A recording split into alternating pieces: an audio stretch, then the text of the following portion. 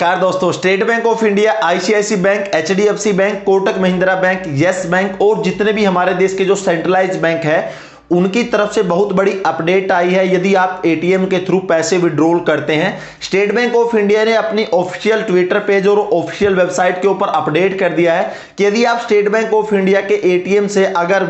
जाकर एटीएम से अगर कैश विड्रॉल करते हो और कैश विड्रॉल करते समय अगर आपके अकाउंट में सुफिशियंट बैलेंस नहीं है, अगर आप कैश विड्रॉल करवाते हैं 5,000 या 10,000 रुपए और अगर आपके बैंक अकाउंट में उतने रुपए नहीं है कि जितने के आप कैश विड्रॉल करवाते हैं और आपकी जो एटीएम की ट्रांजैक्शन है इनसफिशिएंट कैश की वजह से अगर वो ट्रांजैक्शन डिक्लाइन हो जाती है या वो ट्रांजैक्शन सक्सेसफुल नहीं हो पाती, तो इस केस में हर एक ट्रांजैक्शन के ऊपर बैंक आपसे 20 रुपए प्लस जो जीएसटी है वसूल करेगा। स्टेट बैंक ऑफ इंडिया ने इसकी ऑफिशियल अनाउंसमेंट कर दी है। ICICI bank, HDFC bank, Kotak Mahindra bank, yes bank और जितने भी सेंट्रलाइज्ड बैंक है उन्होंने भी इस चीज को फॉलो अप किया है। उन्होंने भी अपने अपडेट दिया है कि बहुत ही जल्दी वो भी इसको इंप्लीमेंट करने वाले। साथ में सेंट्रलाइज्ड बैंकों ने यह भी कहा कि अगर आप ऑनलाइन ट्रांजैक्शन बनाते हैं, जैसे कि आप फ्लिपकार्ट हो गया, अमेजन हो गया, या ऑनलाइन ट्रांजैक्शन के थ्रू जैसे पैसे ट्रांसफर हो गए, या फिर आप ऑनलाइन कहीं भी ट्रांजैक्शन बनाते हैं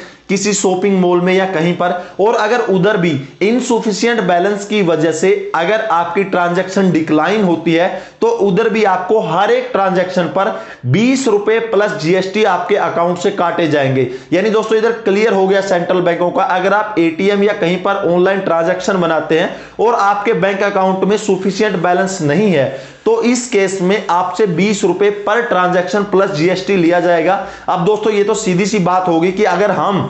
किसी भी बैंक से पैसे विड्रॉल करवा रहे हैं और अगर हमारे बैंक अकाउंट में उतने पैसे नहीं है तो हमारे ऊपर चार्ज लगेगा, लेकिन अगर एटीएम के अंदर ही पैसे नहीं है और हम एटीएम से पैसे विड्रॉल करने जाते हैं तो फिर बैंक के ऊपर कोई भी चार्जेस नहीं लगेगा। तो ये तो डायरेक्टली बैंकों की मनमानी होगी, या तो बैंकों के ऊपर भी चार्ज लगाया जाए कि हाँ एटीएम में पैसे नहीं थे, मैंने एटीएम से कैश विड्रॉल करना चाहा उसमें पैसे नहीं थे। तो आरबीआई को यह भी देखना चाहिए कि अगर एटीएमओ के अंदर पैसे नहीं है और अगर उधर हम पैसे निकालते हैं और हमारी ट्रांजैक्शन फाइल्ड हो जाती है कि एटीएम में पैसे नहीं है, तो बैंकों के ऊपर भी चार्ज लगाया जाना चाहिए। डायरेक्टली सिर्फ ये जितने भी कस्टमर है उन्हीं के ऊपर थोपा जा रहा है कि आपको 20 रुपए देना पड़ेगा अगर इनसफिशिएंट बैलेंस हो जाता है। तो बहुत ही जल्दी जो दूसरे बैंक वाले हैं वो भी इसको फॉलो अप कर रहे हैं और बहुत ही जल्दी अपडेट आएगा। तो फाइनली जब भी आप कैश विड्रॉल के लिए कहीं पर भी जाते हैं तो सबसे पहले दोस्तों ये जरूर चेक कर लीजिएगा यदि ऑनलाइन भी आप ट्रांजैक्शन बनाते हैं कि आपके बैंक अकाउंट में सफिशिएंट बैलेंस है या नहीं है, नहीं तो आपसे 20 रुपए प्लस जीएसटी लिया जाएगा। और दोस्तों इसी के ऊपर ही सुब्रमण्यम स्वामी जी जो बीजेपी के